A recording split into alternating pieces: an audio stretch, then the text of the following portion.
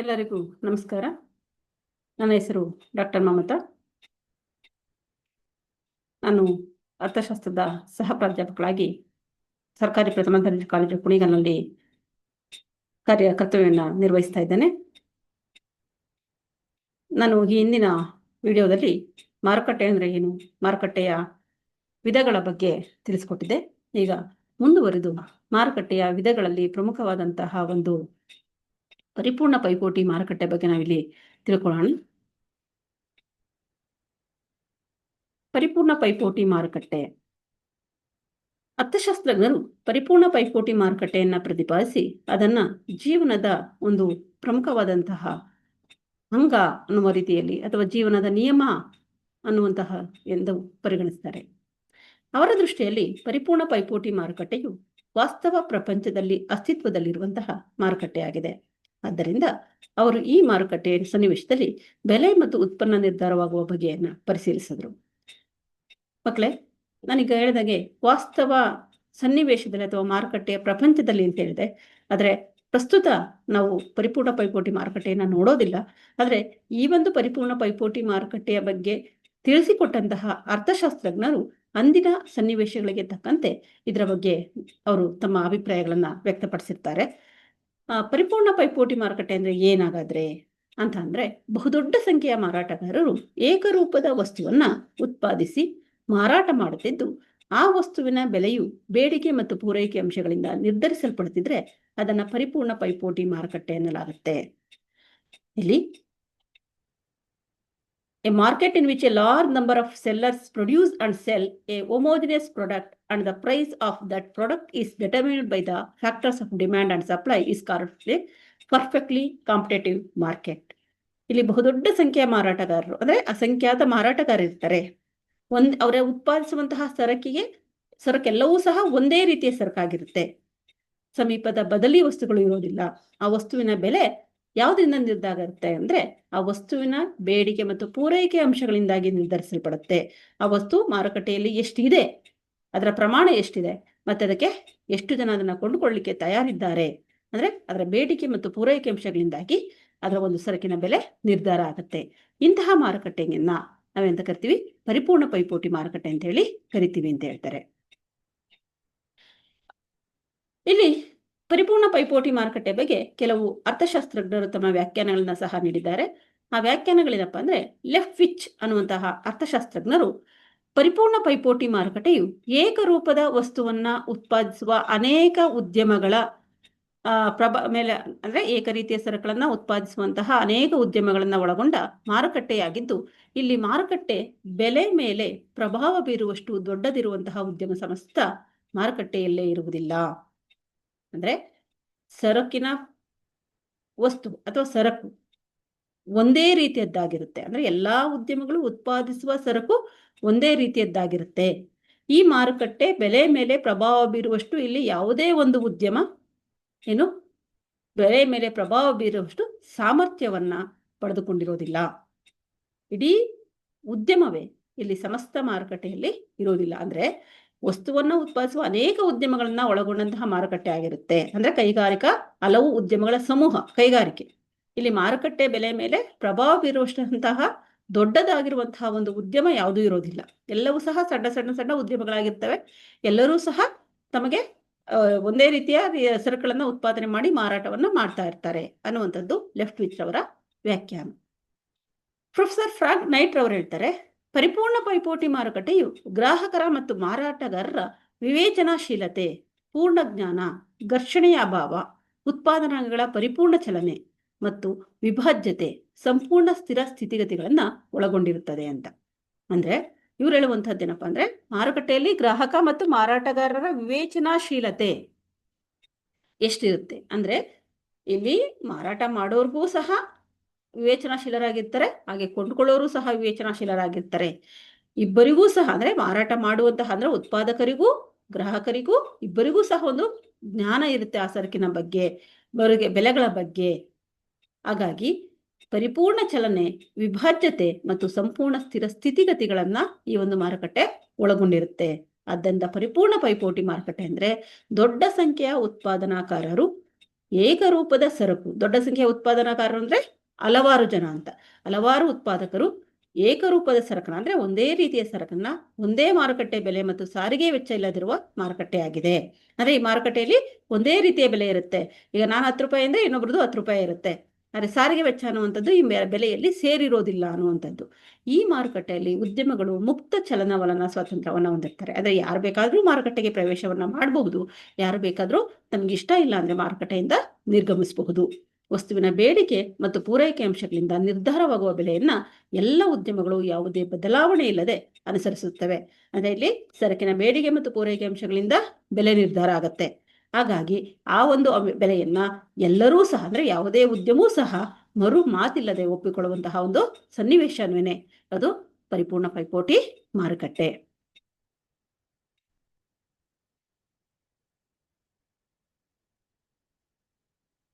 ಪರಿಪೂರ್ಣ ಪೈಪೋಟಿ ಮಾರುಕಟ್ಟೆಯ ಲಕ್ಷಣಗಳು. ಪರಿಪೂರ್ಣ ಪೈಪೋಟಿ ಮಾರುಕಟ್ಟೆಯಲ್ಲಿ ಕೆಲವೊಂದು ಗುಣಲಕ್ಷಣಗಳನ್ನ ಕಾಣಬಹುದಾಗಿದೆ.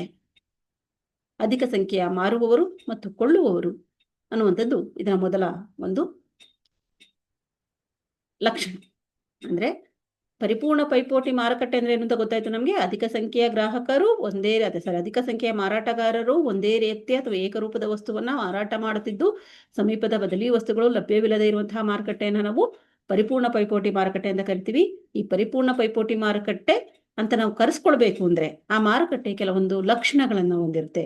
ಆ ಗುಣಲಕ್ಷಣಗಳೇನಪ್ಪಾ ಅಂದ್ರೆ, ಒಂದು ಅಧಿಕ ಸಂಖ್ಯೆಯ ಮಾರುವವರು ಮತ್ತು ಕೊಳ್ಳುವವರು. ಇಲ್ಲಿ ಕೇವಲ ಮಾರಾಟ ಮಾಡೋರು ಅಧಿಕ ಸಂಖ್ಯೆಯಲ್ಲಿ ಇರೋದಿಲ್ಲ, ಕೊಂಡುಕೊಳ್ಳುವವರು ಸಹ ಅಷ್ಟೇ ಪ್ರಮಾಣದಲ್ಲಿ ಇರ್ತಾರೆ. ಹಾಗಾಗಿ ಅಧಿಕ ಸಂಖ್ಯೆಯ ಮಾರುವವರು ಕೊಳ್ಳುವವರು ಇರುವಂತಹ ಮಾರುಕಟ್ಟೆಯನ್ನು ನಾವು ಪರಿಪೂರ್ಣ ಪೈಪೋಟಿ ಮಾರುಕಟ್ಟೆ ಅಂತ ಕರಿತೀವಿ. ಇಲ್ಲಿ ಬಹುದೊಡ್ಡ ಸಂಖ್ಯೆಯ ಮಾರಾಟಗಾರರು ಮತ್ತು ಗ್ರಾಹಕರು ಇರ್ತಾರೆ. ಈ ಸಂಖ್ಯೆ ಎಷ್ಟು ದೊಡ್ಡದಿರುತ್ತದೆ ಅಂದರೆ, ಯಾವುದೊಂದು ಉದ್ಯಮ ಅಥವಾ ವ್ಯಕ್ತಿ ಬೆಲೆ ಮತ್ತು ಮಾರುಕಟ್ಟೆ ಅಂಶಗಳ ಮೇಲೆ ಪ್ರಭಾವ ಬೀರುವಷ್ಟು ಶಕ್ತನಾಗಿರುವುದಿಲ್ಲ. ಒಂದು ನಿರ್ದಿಷ್ಟ ಉದ್ಯಮದ ಪ್ರಾಮುಖ್ಯತೆ ಕನಿಷ್ಠ ಮಟ್ಟದಲ್ಲಿರುತ್ತದೆ. ಈ ಮಾರುಕಟ್ಟೆಯಲ್ಲಿ ವಸ್ತುವಿನ ಬೆಲೆ ಮಾರುಕಟ್ಟೆಯ ಅಂಶಗಳಾದ ಬೇಡಿಕೆ ಮತ್ತು ಪೂರೈಕೆ ಅಂಶಗಳಿಂದ ನಿರ್ಧರಿಸಲ್ಪಡುತ್ತೆ. ಇದನ್ನು ನಾನು ಇಂಗ್ಲಿಷಲ್ಲೂ ಸಹ ಹೇಳಿದ್ದೀನಿ. ಕ್ಯಾರೆಕ್ಟರಿಸ್ಟಿಕ್ಸ್ ಆಫ್ ಪರ್ಫೆಕ್ಟ್ ಕಾಂಪಿಟೇಷನ್ ಅಂದ್ರೆ some characteristics can be seen in perfectly competitive market, large number of sellers and buyers. In a perfectly competitive market, there is a large number of sellers and buyers. This number is so large that no single firm or individual is able to influence the price and market factors. ಅಂದರೆ ಯಾವುದೇ ಒಬ್ಬ ವ್ಯಕ್ತಿ ಅಥವಾ ಒಂದು ಉದ್ಯಮ ಬೆಲೆ ಮತ್ತು ಮಾರುಕಟ್ಟೆ ಅಂಶಗಳ ಮೇಲೆ ಪ್ರಭಾವ ಬೀರುವ ಶಕ್ತಿಯನ್ನ ಪಡೆದಿರೋದಿಲ್ಲ. The importance of particular industry is minimal in this market. The price a product determined by the market factors of demand and supply. ಮಾರುಕಟ್ಟೆಯ ಬೇಡಿಕೆ ಮತ್ತು ಪೂರೈಕೆ ಅಂಶಗಳಿಂದಾಗಿ ಬೆಲೆ ಮತ್ತು ಉತ್ಪನ್ನ ನಿರ್ಧಾರ ಆಗುತ್ತೆ. ಸೆಕೆಂಡ್ ಒನ್, ಏಕರೂಪದ ವಸ್ತು. ಪರಿಪೂರ್ಣ ಪೈಪೋಟಿಯ ಲಕ್ಷಣಗಳಲ್ಲಿ ಎರಡನೇದು ಏಕರೂಪದ ವಸ್ತು. ಏನು ಏಕರೂಪದ ವಸ್ತು? ನಾನು ಆಗ್ಲೇ ಹೇಳಿದೆ ನಿಮ್ಗೆ, ಪರಿಪೂರ್ಣ ಪೈಪೋಟಿ ಅಂತಂದ್ರೆ ಅವರೆಲ್ಲರೂ ಉತ್ಪಾದನೆ ಮಾಡುವಂತಹ ಸರಕಿನ ಸ್ವರೂಪ ಏನಾಗಿರುತ್ತೆ, ಒಂದೇ ಆಗಿರುತ್ತೆ ಅಂತ. ಅಂದ್ರೆ ಪರಿಪೂರ್ಣ ಪೈಪೋಟಿ ಮಾರುಕಟ್ಟೆಯಲ್ಲಿ ಅಸಂಖ್ಯಾತ ಮಾರಾಟಗಾರರು ಉತ್ಪಾದಿಸಿ ಮಾರಾಟ ಮಾಡುವ ವಸ್ತು ಏಕರೂಪದ್ದಾಗಿರುತ್ತದೆ. ಅಂದ್ರೆ ವಸ್ತುವಿನ ಗುಣಮಟ್ಟ ಒಂದೇ ಆಗಿರುತ್ತೆ.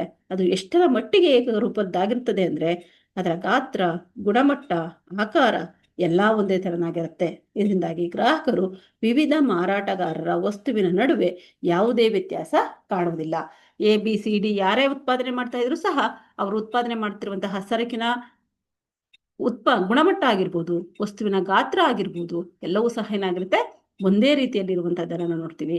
ಹಾಗಾಗಿ ಇಲ್ಲಿ ಯಾವುದೇ ಒಬ್ಬ ಉತ್ಪಾದಕ ಅಂದ್ರೆ ಇಲ್ಲಿ ತನ್ನ ಒಂದು ಅಸ್ತಿತ್ವವನ್ನ ಸ್ಥಾಪಿಸುವಷ್ಟು ಸಾಮರ್ಥ್ಯವನ್ನು ಆತ ಪಡೆದಿರೋದಿಲ್ಲ. ಹಾಗಾಗಿ ಇಲ್ಲಿ ಸರಕು ಒಂದೇ ಆಗಿರುತ್ತೆ. ಮುಕ್ತ ಪ್ರವೇಶ ಮತ್ತು ನಿರ್ಗಮನ. ಪರಿಪೂರ್ಣ ಪೈಪೋಟಿ ಮಾರುಕಟ್ಟೆಯಲ್ಲಿ ನಾನು ಆಗ್ಲೇ ಹೇಳಿದಂತೆ ಉದ್ಯಮಗಳಿಗೆ ಮುಕ್ತ ಪ್ರವೇಶ ಮತ್ತು ನಿರ್ಗಮನದ ಸ್ವಾತಂತ್ರ್ಯ ಇರುತ್ತೆ. ಅಂದ್ರೆ ಯಾರು ಬೇಕಾದ್ರೂ ಬರಬಹುದು, ಯಾರು ಬೇಕಾದ್ರೂ ಕೈಗಾರಿಕೆಯಿಂದ ಹೊರಗಡೆ ಹೋಗಬಹುದು. ಎಲ್ಲವೂ ಉದ್ಯಮಗಳ ಸಮೂಹವನ್ನ ನಾವು ಕೈಗಾರಿಕೆ ಅಂತ ಕರಿತೀವಿ. ಯಾರಿಗೆ ಇಷ್ಟ ಬರುತ್ತೋ, ಯಾರಾದ್ರೂ ಲಾಭ ಮಾಡ್ಕೊಳ್ತಾ ಇದ್ದಾರೆ ಅಂದ್ರೆ ತಾನೂ ಲಾಭ ಮಾಡ್ಕೊಳ್ಬೇಕು ಅನ್ಸಿದ್ರೆ ಅವರು ಬಂದು ಇಲ್ಲಿ ಸರಕುಗಳನ್ನು ಉತ್ಪಾದನೆ ಮಾಡಿ ಮಾರಾಟವನ್ನ ಮಾಡಬಹುದು.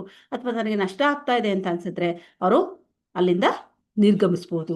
ಅಂದರೆ ಈ ಕೈಗಾರಿಕೆಯಲ್ಲಿ ಈಗಾಗಲೇ ಉತ್ಪಾದನೆ ತೊಡಗಿರುವಂತಹ ಉದ್ಯಮಗಳು ಅಲ್ಪಾವಧಿಯಲ್ಲಿ ಗರಿಷ್ಠ ಲಾಭ ಗಳಿಸ್ತಿದ್ರೆ ಹೊಸ ಉದ್ಯಮಗಳು ಬರ್ತಾವೆ ಅಥವಾ ಆಕರ್ಷಣೆಯನ್ನ ಅಂದರೆ ಪ್ರವೇಶವನ್ನು ಮಾಡ್ಕೊಳ್ಳಿಕ್ಕೆ ಆಕರ್ಷಕವಾಗಿರ್ತವೆ. ಆದರೆ ಉದ್ಯಮಗಳು ನಷ್ಟವನ್ನು ಅನುಭವಿಸ್ತಿವೆ ಅಂತ ಗೊತ್ತಾದ್ರೆ ಆ ಕೈಗಾರಿಕೆಗಳು ಯಾರೂ ಸಹ ಅಂದರೆ ಬರೋದಕ್ಕೆ ಇಷ್ಟಪಡೋದಿಲ್ಲ. ಅದರ ಬದಲು ಅವಳು ಕೈಗಾರಿಕೆಯನ್ನು ಬಿಟ್ಟು ನಿರ್ಗಮಿಸಲಿಕ್ಕೆ ಸ್ವತಂತ್ರರು. ಅಂದರೆ ಯಾರಿಗೆ ಸಾಧ್ಯತೆ ಇದೆಯೋ ಅವರು ಮುಂದುವರಿಬಹುದು. ಯಾರು ಅಲ್ಲಿಂದ ನಮಗೆ ಲಾಭ ಆಗ್ತಾ ಇಲ್ಲ, ನಷ್ಟ ಮಾಡ್ಕೊಳ್ತಾ ಇದೀವಿ ನಾವು, ನಮಗೆ ಕಷ್ಟ ಆಗ್ತಾ ಇದೆ ಅಂತಂದರೆ ಅವರು ಅಲ್ಲಿಂದ ವಾಪಸ್ಸು ಸಹ ಹೋಗಬಹುದು. ಹೀಗೆ ಉದ್ಯಮಗಳು ಕೈಗಾರಿಕೆಯನ್ನು ಪ್ರವೇಶಿಸುವ ಮತ್ತು ಕೈಗಾರಿಕೆಯಿಂದ ನಿರ್ಗಮಿಸುವ ಸ್ವಾತಂತ್ರ್ಯವನ್ನು ಪಡೆದಿರುತ್ತೆ. ಅಂದರೆ ಬರೋರ್ಗಾಗ್ಲಿ ಅಥವಾ ಹೋಗೋರ್ಗಾಗ್ಲಿ ನೀವು ಯಾಕೆ ಬರ್ತಾ ಇದ್ದೀರಾ ಅನ್ನುವಂಥದ್ದಾಗ್ಲಿ ಅಥವಾ ಯಾಕೆ ನೀವಿಂದ ಹೋಗ್ತಾ ಇದ್ದೀರಾ ಅನ್ನುವಂಥದ್ದಾಗ್ಲಿ ಯಾವುದೇ ನಿರ್ಬಂಧಗಳು ಇರೋದಿಲ್ಲ. ಅದು ಸರ್ಕಾರ ಆಗಿರ್ಬೋದು ಅಥವಾ ಯಾವುದೇ ಆಗಿರ್ಬೋದು ಅಥವಾ ಸ್ವತಂತ್ರ ಯಾವುದೇ ಕೈಗಾರಿಕೆ ಇರ್ಬೋದು ಅಥವಾ ಉದ್ಯಮ ಮತ್ತೊಂದು ಉದ್ಯಮ ಆಗಿರ್ಬೋದು, ಯಾರು ಯಾರನ್ನೂ ಪ್ರಶ್ನೆ ಮಾಡುವಂತೆ ಇಲ್ಲ. ಬೇಕಾದವರು ಬರ್ತಾರೆ. ಅಂದರೆ ಲಾಭ ಬರ್ತಾ ಇದೆ ಅಂತಂದರೆ ಅವರು ಆಕರ್ಷಿತರಾಗಿ ಬರಬಹುದು. ನಷ್ಟ ಆಗುತ್ತೆ ಅನ್ನುವಂತಹ ಭಯ ಇದ್ದರೆ ಅಲ್ಲಿಂದ ಹೊರಗಡೆ ಹೋಗಬಹುದು. ಇದಕ್ಕೆ ಅವರು ಸಂಪೂರ್ಣವಾಗಿ ಸ್ವಾತಂತ್ರ್ಯವನ್ನ ಪಡ್ಕೊಂಡಿರ್ತಾರೆ. ಮತ್ತೊಂದು ಪರಿಪೂರ್ಣ ಜ್ಞಾನ. ಪರಿಪೂರ್ಣ ಮಾರುಕಟ್ಟೆಯಲ್ಲಿ ಪರಿಪೂರ್ಣ ಪೈಪೋಟಿ ಮಾರುಕಟ್ಟೆಯಲ್ಲಿ ಮಾರಾಟಗಾರರು ಮತ್ತು ಗ್ರಾಹಕರ ಮಾರುಕಟ್ಟೆ ಸ್ಥಿತಿಗತಿಗಳ ಬಗ್ಗೆ ಪರಿಪೂರ್ಣ ಜ್ಞಾನ ಹೊಂದಿದವರಾಗಿರ್ತಾರೆ. ನಾನು ಆಗ್ಲೇ ಹೇಳಿದೆ ವ್ಯಾಖ್ಯಾನವನ್ನು ಹೇಳ್ಬೇಕಾದ್ರೆ. ಅಂದ್ರೆ ಇಲ್ಲಿ ಗ್ರಾಹಕರು ದಡ್ಡರಿರೋದಿಲ್ಲ, ಮಾರಾಟಗಾರರು ಸಹ ದಡ್ಡರಿರೋದಿಲ್ಲ. ಇಬ್ರೂ ಸಹ ಬುದ್ಧಿವಂತರಾಗಿರ್ತಾರೆ. ಇಬ್ರಿಗೂ ಸಹ ಮಾರುಕಟ್ಟೆಯ ಸ್ಥಿತಿಗತಿಗಳ ಬಗ್ಗೆ ಸಂಪೂರ್ಣವಾದಂತಹ ಒಂದು ಜ್ಞಾನ ಅನ್ನುವಂಥದ್ದು ಇರುತ್ತೆ. ಅಂದ್ರೆ ಮಾರುಕಟ್ಟೆಯ ಆಗುಹೋಗುಗಳು, ಸ್ಥಿತಿಗತಿಗಳು ಗ್ರಾಹಕರಿಗೆ ಮತ್ತು ಮಾರಾಟಗಾರರಿಗೆ ಸಂಪೂರ್ಣವಾಗಿ ತಿಳಿದಿರುತ್ತೆ. ಇದರಿಂದಾಗಿ ಗ್ರಾಹಕರಿಗೆ ಮಾರುಕಟ್ಟೆ ಬೆಲೆಗಿಂತ ಅಧಿಕ ಬೆಲೆಗೆ ನಿರ್ಧರಿಸುವುದು ಸಾಧ್ಯವಾಗುವುದಿಲ್ಲ. ಅದೇ ರೀತಿ ಮಾರಾಟಗಾರರು ಇತರ ಮಾರಾಟಗಾರರ ವೆಚ್ಚ ಮತ್ತು ಬೆಲೆಯನ್ನ ತಿಳ್ಕೊಂಡಿರ್ತಾರೆ. ಅಂದ್ರೆ ಒಬ್ಬ ಮಾರಾಟಗಾರ ತಾನು ಉತ್ಪಾದನೆ ಮಾಡ್ತಾ ಇರುವಂತಹ ಸರಕಿನ ಬೆಲೆ ಎಷ್ಟು ವೆಚ್ಚ ಮಾಡಿ ನಾನು ಸರಕನ್ನು ಉತ್ಪಾದನೆ ಮಾಡ್ತಾ ಇದ್ದೀನಿ, ಹಾಗೆ ಇತರರು ಎಷ್ಟು ವೆಚ್ಚವನ್ನು ಮಾಡ್ತಾ ಇದ್ದಾರೆ ಆ ಸರಕಿಗೆ, ಅವರು ಎಷ್ಟು ಬೆಲೆಯನ್ನು ನಿರ್ಧರಿಸಿದ್ದಾರೆ, ನಾನು ಎಷ್ಟು ಬೆಲೆಯನ್ನು ನಿರ್ಧರಿಸಿದ್ದೀನಿ, ಎಲ್ಲವೂ ಸಹ ಅಂದರೆ ಒಬ್ಬ ಮಾರಾಟಗಾರನ ಸಂಪೂರ್ಣವಾದಂತಹ ಉತ್ಪಾದನೆ ಇರ್ಬೋದು, ವೆಚ್ಚ ಇರ್ಬೋದು, ಬೆಲೆಗಳಿರ್ಬೋದು ಮತ್ತೊಬ್ಬ ಮಾರಾಟಗಾರನಿಗೆ ಇಲ್ಲಿ ತಿಳಿದಿರುತ್ತೆ. ಈ ಪರಿಪೂರ್ಣ ಜ್ಞಾನದಿಂದ ಪರಿಪೂರ್ಣ ಪೈಪೋಟಿ ಮಾರುಕಟ್ಟೆಯಲ್ಲಿ ಜಾಹೀರಾತುಗಳ ಅಬ್ಬರ ಇರೋದಿಲ್ಲ, ಅದರ ಅವಶ್ಯಕತೆ ಇರೋದಿಲ್ಲ. ಯಾಕೆಂದ್ರೆ ಎಲ್ಲರೂ ಒಂದೇ ರೀತಿಯಲ್ಲಿ ಸರಕುಗಳನ್ನು ಉತ್ಪಾದನೆ ಮಾಡ್ತಾ ಇರ್ತಾರೆ, ಒಂದೇ ರೀತಿಯ ಸರಕುಗಳನ್ನು ಅವರು ಮಾರಾಟ ಮಾಡ್ತಾ ಇರ್ತಾರೆ. ಅಲ್ಲಿದೆ ಗುಣಮಟ್ಟನೂ ಸಹ ಒಂದೇ ಆಗಿರುತ್ತೆ. ಹಾಗಾಗಿ ಯಾರೂ ಸಹ ಇಲ್ಲಿ ಅವರು ಪೈಪೋಟಿಯನ್ನು ನಡೆಸಲಿಕ್ಕೋಸ್ಕರ ಜಾಹೀರಾತುಗಳನ್ನು ಮಾಡುವಂತಹ ಅಥವಾ ಪ್ರಚಾರವನ್ನು ಮಾಡುವಂತಹ ಅವಶ್ಯಕತೆ ಇರೋದಿಲ್ಲ. ಪ್ರತಿಯೊಬ್ಬರಿಗೂ ಸಹ ಇಲ್ಲಿ ಅಂದರೆ ಗ್ರಾಹಕರಾಗಿರ್ಬೋದು, ಮಾರಾಟಗಾರರಿಗಾಗಿರ್ಬೋದು ಪರಿಪೂರ್ಣವಾದಂತಹ ಒಂದು ಜ್ಞಾನ ಮಾರುಕಟ್ಟೆಯ ಸ್ಥಿತಿಗತಿಗಳ ಬಗ್ಗೆ ಇರುತ್ತೆ. ಉತ್ಪಾದನೆಗಳ ಮುಕ್ತ ಚಲನೆ. ಪರಿಪೂರ್ಣ ಪೈಪೋಟಿ ಮಾರುಕಟ್ಟೆಯ ಲಕ್ಷಣಗಳಲ್ಲಿ ಮತ್ತೊಂದು ಅಂಶ ಇದು. ಉತ್ಪಾದನೆಗಳು ಮುಕ್ತವಾಗಿ ಚಲಿಸಬಲ್ಲವು. ಅಂದ್ರೆ ಉತ್ಪಾದನೆಗಳು ಒಂದು ಬಳಕೆಯಿಂದ ಇನ್ನೊಂದು ಬಳಕೆಗೆ, ಒಂದು ಉದ್ಯಮದಿಂದ ಮತ್ತೊಂದು ಉದ್ಯಮಕ್ಕೆ ಮುಕ್ತವಾಗಿ ಚಲಿಸಬಲ್ಲವು. ಅಂದ್ರೆ ಇಲ್ಲಿ ಒಂದು ಉದ್ಯಮದಿಂದ ಮತ್ತೊಂದು ಉದ್ಯಮಕ್ಕೆ ಶ್ರಮಿಕರು ಒಂದು ಕಡೆಯಿಂದ ಮತ್ತೊಂದು ಕಡೆಗೆ ಉತ್ಪಾದನೆ ಅಂದ್ರೆ ಅದು ಭೂಮಿ, ಶ್ರಮ, ಬಂಡವಾಳ, ಸಂಘಟನೆ. ಇಲ್ಲಿ ಪ್ರಮುಖವಾಗಿ ಚಲಿಸುವಂತಹದ್ದು ಯಾವುದಪ್ಪ ಅಂತಂದ್ರೆ ಶ್ರಮ ಮತ್ತೆ ಬಂಡವಾಳ. ಹಾಗಾಗಿ ಒಂದು ಉದ್ಯಮದಿಂದ ಮತ್ತೊಂದು ಉದ್ಯಮಕ್ಕೆ ಶ್ರಮನೂ ಸಹ ಚಲಿಸ್ಬೋದು, ಹಾಗೆ ಉತ್ಪಾದನೆ ಅಂದ್ರೆ ಬಂಡವಾಳವೂ ಸಹ ಚಲಿಸ್ಬೋದು. ಹಾಗೆ ಉತ್ಪಾದನೆ ಅಂದ್ರೆ ಇಲ್ಲಿ ಉತ್ಪಾದನೆ ಒಂದು ಬಳಕೆಯಿಂದ ಇನ್ನೊಂದು ಬಳಕೆಗೆ, ಅಂದ್ರೆ ಯಾವುದೋ ಒಂದು ಕಚ್ಚಾ ವಸ್ತುವನ್ನ ಅಥವಾ ಮತ್ತೊಂದು ವಸ್ತುವನ್ನ ಒಂದು ಪ್ರದೇಶ ಅಂದ್ರೆ ಒಂದು ಸರಕಿನ ಬಳಕೆಯಿಂದ ಮತ್ತೊಂದು ಬಳಕೆಗೂ ಸಹ ನಾವು ಅದನ್ನ ಒಂದೇ ಸರಕನ್ನು 2-3 ಬಳಕೆಗೆ ಬಳಸ್ಕೊಳ್ಳಿಕ್ಕೆ ಅವಕಾಶಗಳು ಇರುವಂಥದ್ದು. ಹಾಗಾಗಿ ಅವುಗಳ ಚಲನವಲನದ ಮೇಲೆ ಯಾವುದೇ ನಿರ್ಬಂಧ ಅನ್ನುವಂಥದ್ದು ಇರೋದಿಲ್ಲ. ಉದ್ಯಮಗಳ ಪ್ರತಿ ಉತ್ಪಾದನಾಂಗದ ಆದರ್ಶ ಬಳಕೆಗೆ ಇಲ್ಲಿ ಆತೊರೆಯುತ್ತೆ. ಅಂದ್ರೆ ಇಲ್ಲಿ ಪ್ರತಿಯೊಬ್ಬರೂ ಸಹ ಅಲ್ಲಿ ಉತ್ಪಾದನೆಗಳು ಎಲ್ಲಿ ಬೇಕಾದ್ರೂ ಸಹ ಅವರು ಚಲಿಸ್ಲಿಕ್ಕೆ ಅವಕಾಶಗಳು ಇರುತ್ತೆ. ಹಾಗಾಗಿ ಇಲ್ಲಿ ಅವರ ಮೇಲೆ ಯಾವುದೇ ನಿರ್ಬಂಧ ಅನ್ನುವಂಥದ್ದು ಇರೋದಿಲ್ಲ. ಪ್ರತಿ ಉತ್ಪಾದನಾಂಗದ ಆದರ್ಶ ಬಳಕೆಗೆ ಇಲ್ಲಿ ಆತೊರೆಯುತ್ತೆ. ಅಲ್ಲದೆ ಕಾರ್ಮಿಕರು ಅತಿ ವೇಗವಾಗಿ ನಿಪುಣತೆಯನ್ನ ಕಲಿಯುವುದರಿಂದ ವಿವಿಧ ಉದ್ಯೋಗಗಳ ನಡುವೆ ಚಲಿಸುವರಾಗಿರ್ತಾರೆ. ಅಂದ್ರೆ ಒಂದು ಉದ್ಯಮದಲ್ಲಿ ಅವ್ರು ಸೇರ್ಕೊಳ್ಳೋವರೆಗೂ ಅಷ್ಟೇನೆ, ಅವರು ಸೇರಿಕೊಂಡ ತಕ್ಷಣ ಅದರಲ್ಲಿ ಅವರು ನಿಪುಣತೆಯನ್ನ ಅಂದ್ರೆ ತಮ್ಮ ಕೌಶಲ್ಯವನ್ನ ಹೆಚ್ಚಿಸಿಕೊಂಡು ಅವರು ಇನ್ನೊಂದು ಉದ್ಯಮಕ್ಕೆ ಹೋಗುವ ಮೂಲಕ ಹೆಚ್ಚು ಹೆಚ್ಚು ಆದಾಯವನ್ನು ಗಳಿಸ್ಕೊಳ್ಳಿಕ್ಕೆ ಕಾರ್ಮಿಕರು ಸಹ ನೋಡ್ತಾರೆ ಅನ್ನುವಂಥದ್ದು. ಹಾಗಾಗಿ ಉದ್ಯೋಗಗಳು ಸಹ ಕಾರ್ಮಿಕರು ಅತಿ ವೇಗವಾಗಿ ನಿಪುಣತೆಯನ್ನ ಕಲಿತು ಒಂದು ಉದ್ಯಮದಿಂದ ಮತ್ತೊಂದು ಉದ್ಯಮಕ್ಕೆ ಅಂದ್ರೆ ವಿವಿಧ ಉದ್ಯೋಗಗಳ ನಡುವೆ ಅವರು ಚಲಿಸ್ತಾ ಹೋಗ್ತಾರೆ. ಹಾಗಾಗಿ ಉತ್ಪಾದನಾಂಗಗಳು ಸಹ ಪರಿಪೂರ್ಣ ಪೈಪೋಟಿ ಮಾರುಕಟ್ಟೆಯಲ್ಲಿ ಮುಕ್ತವಾಗಿ ಚಲಿಸ್ತವೆ. ಅನಿರ್ಬಂಧಿತ ಪೈಪೋಟಿ. ಪರಿಪೂರ್ಣ ಪೈಪೋಟಿ ಮಾರುಕಟ್ಟೆಯಲ್ಲಿ ಯಾವುದೇ ಹತೋಟಿ ಮತ್ತು ನಿಯಂತ್ರಣಗಳು ಪೂರ್ಣ ಪ್ರಮಾಣದಲ್ಲಿ ಇರುತ್ತೆ. ಈ ಮಾರುಕಟ್ಟೆಯಲ್ಲಿ ಸರ್ಕಾರದ ಹಸ್ತಕ್ಷೇಪ ಇರೋದಿಲ್ಲ. ಅಂದ್ರೆ ಇಲ್ಲಿ ಯಾವುದೇ ಹತೋಟಿ ಮತ್ತು ನಿಯಂತ್ರಣಗಳು ಪೂರ್ಣ ಪ್ರಮಾಣದಲ್ಲಿ ಯಾವುದೇ ನಿರ್ಬಂಧ ಇರೋದೇ ಇಲ್ಲ. ಸರ್ಕಾರದ ಹಸ್ತಕ್ಷೇಪ ಅಂತೂ ಇಲ್ವೇ ಇಲ್ಲ ಇಲ್ಲಿ. ಹಾಗಾಗಿ ಸರಕುಗಳ ಮಾರಾಟ ಮತ್ತು ಕೊಳ್ಳುವಿಕೆಯಲ್ಲಿ ಮುಕ್ತ ಸ್ವಾತಂತ್ರ್ಯ ಇರುತ್ತೆ. ಅಂದ್ರೆ ಯಾರದ್ದೇ ಹತೋಟಿ ಅನ್ನುವಂಥದ್ದು, ನಿಯಂತ್ರಣ ಅನ್ನುವಂಥದ್ದು ಇಲ್ಲಿ ಇರೋದಿಲ್ಲ. ಸರಕುಗಳ ಮಾರಾಟ ಮತ್ತು ಕೊಳ್ಳುವಿಕೆಯಲ್ಲಿ ಮುಕ್ತ ಸ್ವಾತಂತ್ರ್ಯ ಅನ್ನುವಂಥದ್ದು ಇರುತ್ತೆ. ಗ್ರಾಹಕರು ತಮಗಿಷ್ಟ ಬಂದ ಮಾರಾಟಗಾರರಿಂದ ವಸ್ತುವನ್ನು ಕೊಳ್ಳಲು ಸ್ವತಂತ್ರರು. ಆದ್ದರಿಂದ ಈ ಮಾರುಕಟ್ಟೆಯಲ್ಲಿ ಯಾವುದೇ ನಿರ್ಬಂಧ, ನಿಯಂತ್ರಣಗಳಿಲ್ಲದೆ ಪೈಪೋಟಿ ಮುಕ್ತವಾಗಿರುತ್ತೆ. ಅಂದರೆ ನಾನು ನನಗೆ ಬೇಕಾದಂತಹ ಯಾವುದೇ ವ್ಯಕ್ತಿಯಿಂದ ಸರಕನ್ನ ಕೊಂಡ್ಕೊಳ್ಬಹುದು, ನೀವು ನಿಮಗೆ ಬೇಕಾದಂತಹ ವ್ಯಕ್ತಿಗಳಿಂದ ಕೊಂಡ್ಕೊಳ್ಬಹುದು. ನಾನು ನಿಮ್ಮನ್ನ ನೀವು ಯಾಕೆ ಅವ್ರ ಹತ್ರ ತೆಗೆದುಕೊಳ್ತೀರಾ ಅನ್ನುವಂತಹ ಪ್ರಶ್ನೆ ಮಾಡುವಾಗಿಲ್ಲ, ಅಥವಾ ನೀವು ಸಹ ನನ್ನನ್ನು ಪ್ರಶ್ನೆ ಮಾಡುವಾಗಿಲ್ಲ. ಅಥವಾ ಯಾವುದೇ ಒಬ್ಬ ಗ್ರಾಹಕ ತನಗಿಷ್ಟ ಬಂದ ಯಾವುದೇ ಉತ್ಪಾದಕನ ಬಳಿ ಸರಕುಗಳನ್ನು ಕೊಂಡ್ಕೊಳ್ಳಿಕ್ಕೆ ಸಂಪೂರ್ಣವಾಗಿ ಆತನಿಗೆ ಸ್ವಾತಂತ್ರ್ಯ ಅನ್ನುವಂಥದ್ದು ಇರುತ್ತೆ. ಯಾವುದೇ ನಿರ್ಬಂಧ ಅಥವಾ ನಿಯಂತ್ರಣ ಅನ್ನುವಂಥದ್ದು ಆತನಿಗೆ ಇರೋದಿಲ್ಲ. ಆತ ಸಂಪೂರ್ಣವಾಗಿ ಮುಕ್ತವಾಗಿ ತನ್ನ ಸರಕನ್ನ ಪಡೆದುಕೊಳ್ಳುವಂತಹ ಅಥವಾ ಕೊಂಡುಕೊಳ್ಳುವಂತಹ ಸ್ವಾತಂತ್ರ್ಯವನ್ನು ಆತ ಪಡ್ಕೊಂಡಿರ್ತಾನೆ. ಸಾರಿಗೆ ವೆಚ್ಚವಿಲ್ಲ. ಇದನ್ನ ಸಹ ನಾನು ನಿಮಗೆ ವ್ಯಾಖ್ಯಾನವನ್ನು ಹೇಳ್ಬೇಕಾದ್ರೆ ಹೇಳಿದೆ, ಪರಿಪೂರ್ಣ ಪೈಪೋಟಿ ಮಾರುಕಟ್ಟೆಯಲ್ಲಿ ಸಾರಿಗೆ ವೆಚ್ಚ ಅಸ್ತಿತ್ವದಲ್ಲಿ ಇರುವುದಿಲ್ಲ. ಅಂದ್ರೆ ಎಲ್ಲಿ ಸಾರಿಗೆ ವೆಚ್ಚ ಇರೋದಿಲ್ಲ ಅಂದ್ರೆ, ಈ ಸಾರಿಗೆ ವೆಚ್ಚ ಅನ್ನುವಂಥದ್ದು ಇರೋದಿಲ್ಲ ಅಂತಲ್ಲ, ಅದರ ಅರ್ಥ ಸಾರಿಗೆ ವೆಚ್ಚ ಅನ್ನುವಂತಹದ್ದು ಪ್ರಮುಖವಾಗಿ ಏನು ಬೆಲೆಯಲ್ಲಿ ನಿರ್ಧಾರ ಆಗಿರೋದಿಲ್ಲ, ಬೆಲೆಯಲ್ಲಿ ಸೇರಿಸಲ್ಪಟ್ಟಿರೋದಿಲ್ಲ ಅಂತ ಇದರ ಅರ್ಥ. ಅಂದ್ರೆ ಸಾರಿಗೆ ವೆಚ್ಚ ಸರಕಿನ ಬೆಲೆಯಲ್ಲಿ ಸೇರಿಕೊಂಡಿರೋದಿಲ್ಲ. ಎಲ್ಲಾ ಉದ್ಯಮಗಳು ಸಮಾನ ಪೈಪೋಟಿಯ ಸಾಮರ್ಥ್ಯವನ್ನು ಹೊಂದಿರ್ತವೆ. ಆದ್ದರಿಂದ ಸಾರಿಗೆ ವೆಚ್ಚ ಅಸ್ತಿತ್ವದಲ್ಲಿ ಇರೋದಿಲ್ಲ ಅಂತೇಳಿ ಊಹೆಯನ್ನ ಮಾಡಿಕೊಳ್ಳಲಾಗಿದೆ. ಏಕರೀತಿಯ ಬೆಲೆ. ಪರಿಪೂರ್ಣ ಪೈಪೋಟಿ ಮಾರುಕಟ್ಟೆಯಲ್ಲಿ ವಸ್ತುವಿನ ಬೆಲೆ ಎಲ್ಲಾ ಸ್ಥಳಗಳಲ್ಲಿ ಒಂದೇ ಆಗಿರುತ್ತೆ. ಬೇಡಿಕೆ ಮತ್ತು ಪೂರೈಕೆ ಅಂಶಗಳಿಂದ ನಿರ್ಧರಿಸಲ್ಪಡುವಂತಹ ಬೆಲೆ ಕೈಗಾರಿಕೆಯಲ್ಲಿ ಅಸ್ತಿತ್ವದಲ್ಲಿರುವುದರಿಂದ ಅದೇ ಬೆಲೆಯನ್ನ ಎಲ್ಲ ಉದ್ಯಮಗಳು ಅನುಸರಿಸಬೇಕಾಗುತ್ತೆ. ಇಲ್ಲಾಗಲೇ ನಾನು ಹೇಳಿದೆ, ಯಾವುದೇ ಒಬ್ಬ ವ್ಯಕ್ತಿ ಬೆಲೆಯನ್ನ ನಿರ್ಧರಿಸುವಷ್ಟು ಸ್ವಾತಂತ್ರ್ಯವನ್ನ ಪಡೆದುಕೊಂಡಿರೋದಿಲ್ಲ. ಹಾಗಾಗಿ ಬೆಲೆ ನಿರ್ಧಾರ ಆಗೋದು ಯಾವ್ದ್ರಿಂದ? ಪರಿಪೂರ್ಣ ಪೈಪೋಟಿ ಮಾರುಕಟ್ಟೆಯಲ್ಲಿ ಅಂದ್ರೆ ಸರಕಿನ ಬೇಡಿಕೆ ಮತ್ತು ಪೂರೈಕೆ ಅಂಶಗಳಿಂದ. ಹಾಗಾಗಿ ಏಕರೀತಿಯ ಬೆಲೆ ಅಂದ್ರೆ ಎಲ್ಲಾ ಉತ್ಪಾದಕರು ಉತ್ಪಾದನೆ ಮಾಡ್ತಿರುವಂತಹ ಸರಕಿನ ಬೆಲೆ ಏನಾಗಿರುತ್ತೆ? ಒಂದೇ ಆಗಿರುತ್ತೆ. ಅದೇ ಬೆಲೆಯಲ್ಲಿ ಎಲ್ಲ ಉದ್ಯಮಗಳು ಸಹ ಅನುಸರಿಸಬೇಕಾದ್ರೆ ಒಂದು ಕೈಗಾರಿಕೆ ಬೆಲೆಯನ್ನು ನಿರ್ಧರಿಸುತ್ತೆ, ಅದನ್ನು ಎಲ್ಲರೂ ಸಹ ಒಪ್ಕೊಳ್ಬೇಕಾಗುತ್ತೆ. ಆದ್ದರಿಂದ ಪರಿಪೂರ್ಣ ಪೈಪೋಟಿ ಮಾರುಕಟ್ಟೆಯಲ್ಲಿ ಕೈಗಾರಿಕೆಯು ಬೆಲೆಯನ್ನು ತೀರ್ಮಾನಿಸುವುದು ಮತ್ತು ಉದ್ಯಮಗಳು ಬೆಲೆಯನ್ನು ಪಡೆಯುವರು ಆಗಿರ್ತಾರೆ. ಅಂದ್ರೆ ಕೈಗಾರಿಕೆಯಲ್ಲಿ ಬೆಲೆಯನ್ನು ತೀರ್ಮಾನ ಮಾಡುತ್ತೆ ಬೇಡಿಕೆ ಪೂರೈಕೆ ಅಂಶಗಳ ಆಧಾರದ ಮೇಲೆ. ಆ ಒಂದು ಬೆಲೆಗೆ ಎಲ್ಲ ಉದ್ಯಮಗಳು ಸಹ ಬೆಲೆಯನ್ನ ಅಂದ್ರೆ ತಮ್ಮ ಸರಕನ್ನ ಮಾರಾಟ ಮಾಡಿ ಬೆಲೆಯನ್ನು ಪಡ್ಕೊಳ್ಳೋರಾಗಿರ್ತಾರೆ. ಸರ್ಕಾರದ ಹಸ್ತಕ್ಷೇಪ ರಹಿತತೆ. ಪರಿಪೂರ್ಣ ಪೈಪೋಟಿ ಮಾರುಕಟ್ಟೆಯಲ್ಲಿ ಕಾರ್ಯಾಚರಣೆಯಲ್ಲಿ ಸರ್ಕಾರದ ಹಸ್ತಕ್ಷೇಪ ಇರೋದಿಲ್ಲ. ಅಂದ್ರೆ ಸುಂಕ, ಸಹಾಯಧನ, ಸರಕುಗಳ ಪಡಿತರ, ಕಚ್ಚಾ ಮಾಲುಗಳ ಪೂರೈಕೆ ಇವುಗಳ ಮೇಲೆ ಹತೋಟಿ ಆಗಿರ್ಬೋದು, ಅಥವಾ ಪರವಾನಗಿ ನಿಯಂತ್ರಣ, ಹತೋಟಿ ಮುಂತಾದ ರೀತಿಯ ಸರ್ಕಾರದ ಹಸ್ತಕ್ಷೇಪ ಇರೋದಿಲ್ಲ. ಅಂದ್ರೆ ಕಡ್ಡಾಯ ಪರವಾನಗಿ ಅನ್ನುವಂಥದ್ದಿರ್ಬೋದು, ಅಥವಾ ಇತರ ಯಾವುದೋ ನಿಯಂತ್ರಣಗಳಾಗಿರ್ಬೋದು, ಹತೋಟಿಗಳಾಗಿರ್ಬೋದು, ಸರ್ಕಾರದ ಹಸ್ತಕ್ಷೇಪ ಅನ್ನುವಂಥದ್ದು ಪರಿಪೂರ್ಣ ಪೈಪೋಟಿ ಮಾರುಕಟ್ಟೆಯಲ್ಲಿ ಇರೋದಿಲ್ಲ. ಯಾವುದೇ ವಸ್ತುಗೆ ಅಂದ್ರೆ ಕಚ್ಚಾ ಸರಕುಗಳನ್ನ ಕೊಂಡ್ಕೊಳ್ಳುವಂತಹ ವಿಚಾರದಿರ್ಬೋದು, ಸರಕುಗಳನ್ನ ಮಾರಾಟ ಮಾಡುವಂತಹ ವಿಚಾರದಲ್ಲಾಗಿರ್ಬೋದು, ಅಥವಾ ಸುಂಕಗಳು ಅಥವಾ ಸಹಾಯಧನಗಳನ್ನು ಪಡೆದುಕೊಳ್ಳುವುದು. ಅಂದ್ರೆ ಸುಂಕಗಳನ್ನು ಹಾಕುವಂಥವ್ರು ಇರೋದಿಲ್ಲ, ಸಹಾಯಧನವನ್ನು ಕೊಡುವಂಥವ್ರು ಸಹ ಇಲ್ಲಿ ಇರೋದಿಲ್ಲ. ಅಂದ್ರೆ ಸರ್ಕಾರದ ಪ್ರವೇಶ ಅನ್ನುವಂಥದ್ದೇ ಇಲ್ಲಿ ಇರೋದಿಲ್ಲ.